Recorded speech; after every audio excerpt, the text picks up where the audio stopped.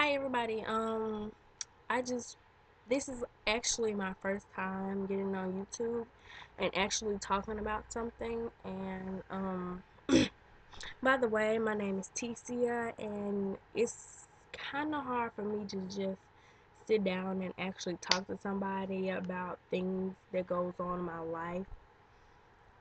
But it's easier for me to talk to people and help them out with their situations. And so I just figured that I'll go ahead and share my life with people because I know a lot of people are going through things and are afraid to speak up and tell like what's bothering them. And so it's a lot of things that I hold back, and and once I hold it back, all it does is just builds up and it creates anger and a lot of emotional problems. And so it's not good. So anybody that's going through something, you need to reach out and talk to somebody.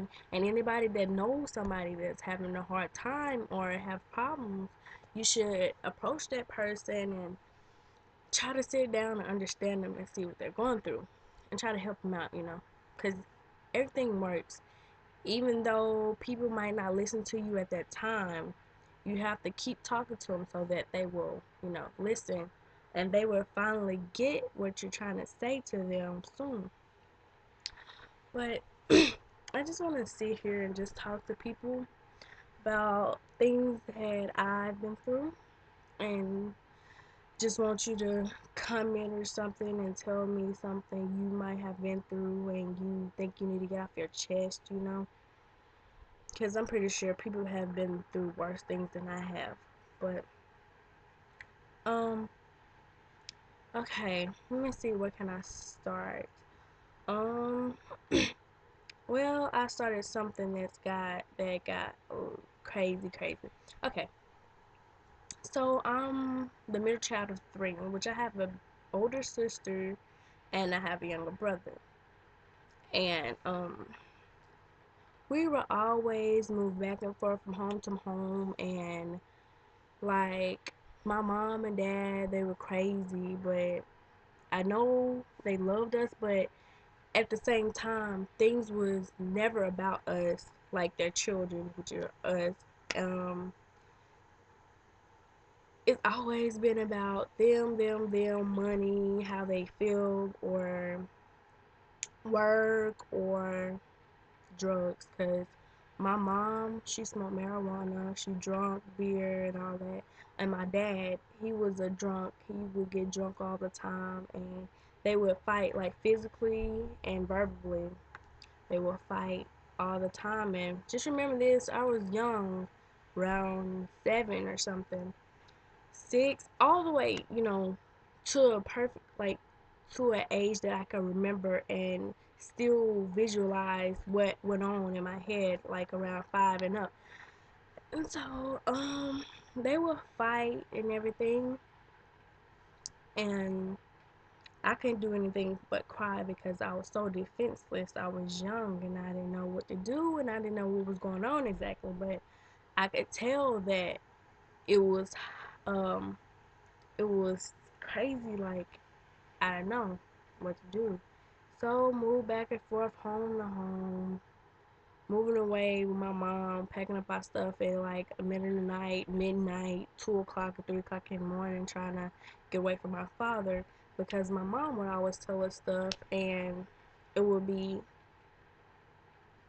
it wasn't as truthful or honest. She would tell us things to make us go against our father, which will be confusing because we're young, and so we're gonna believe our mom because we've been with her for the longest, and every time she goes somewhere, we're right there.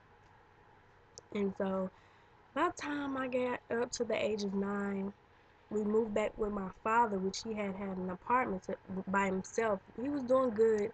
He wasn't drinking as much, but then when we moved back with him, my mom came along and I guess she drove him crazy again, and he went back to doing drugs.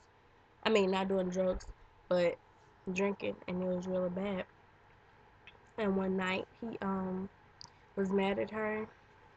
He took us out and drove around looking for it, and he was drunk And so we were young and we couldn't say no. All we could do was cry. And so we were out in the car with him. He was looking for our mom. So he was drunk yet again, and he was angry, and he put us out in the car, me, my brother, and sister, in the middle of the night, and we're walking by ourselves. We had no clue where we were, just walking and walking. And he decided to turn back around and pick us up. But we were so scared and we didn't know what to do. We went back home, and next morning, nothing. But his birthday was like weeks later, which is like, his birthday is April 9th, and I think about the incident every time. But 2 weeks after his birthday, my mom shot and killed him. But we were me and my brother and sister were actually asleep at my mom's friend house, and it happened around midnight, and she shot him, and we didn't know because we were still halfway asleep, and she was outside smoking and drinking with her friends. And once she shot him, and they got out the car and they came to wake us up and said that my mom wants us to get in the car. And so my mom, all I can remember is that when I got out of the house, went to the car, and all I could see was glass and stuff. And so it was a lot of glass on the seat, and we were like, what happened?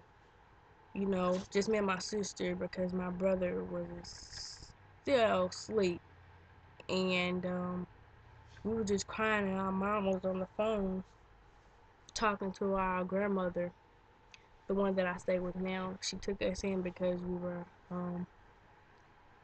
I won't say homeless, but without you know parents.